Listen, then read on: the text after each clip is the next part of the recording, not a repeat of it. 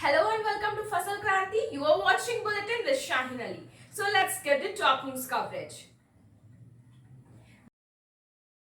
Delhi Chief Minister Arvind Kejriwal has demanded Bharat Ratna for the doctors and healthcare workers who were on the front line in fighting COVID-19.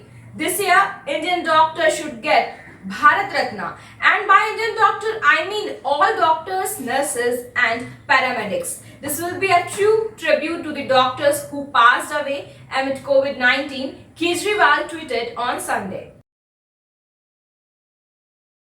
Delhi Chief Minister Arvind Kejriwal on Saturday reviewed the power supply situation amid the peak demand for electricity in the national capital.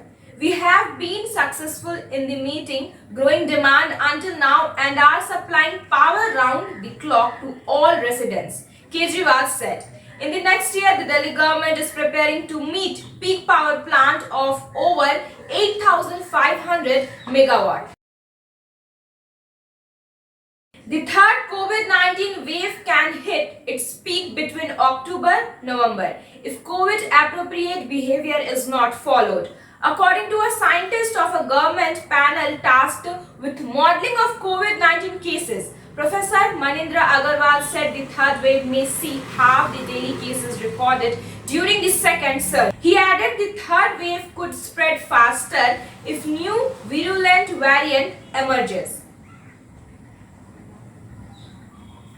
In an order issued by Delhi Disaster Management Authority, stadiums and sports complexes in Delhi are allowed to open without spectators from Monday as part of the next phase of unlocking. However, cinema halls, theatres, multiplexes, banquet halls, auditoriums, swimming pools, schools, colleges, spas, amusement park and social and political gatherings are prohibited throughout the NCT of Delhi. The Delhi police issued over 1.62 lakh challans in the national capital from April 19 to July 2 for various COVID-19 related violations, as per official data. Out of this, 1.37 lakh challans were issued for not wearing masks and over 22,000 for violations of social distancing norms. Apart from this, 1,552 challans were issued for holding large public gatherings.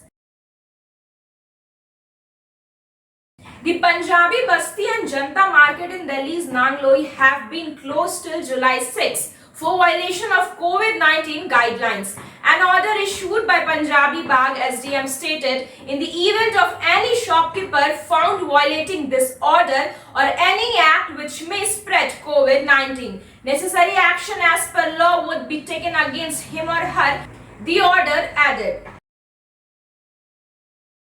Now let's have a look on some agriculture news. The central government launched Pradhan Mantri Kisan Samman Nidhi Yojana, popularly known as PM Kisan, in 2019 to provide financial assistance to farmers across the country. Under this government scheme, every farmer gets rupees 6,000 per year in the 3 equal installments of rupees 2,000 each. Besides PM Kisan, there are many government schemes in agriculture for the benefit of farmers across the country. Lemon growers in the region are worried as the price of lemons has plunged for the second year in a row. Although lemons are cultivated all year, the peak time is between March and June. Despite the fact that the season began well for the farmers, prices dropped from rupees 100 to rupees 8 per kilogram all of a sudden. At the end, let's move towards some sports and Bollywood news.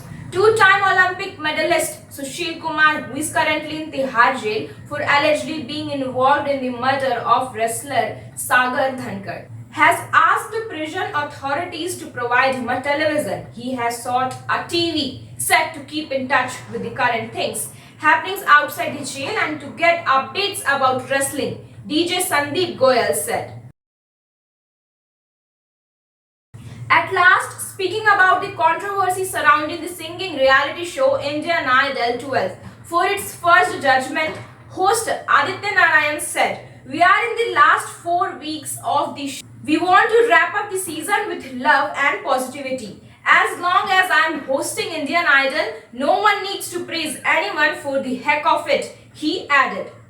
So that's all for today. For more news updates, stay connected with Fasal Kranti. Thank you.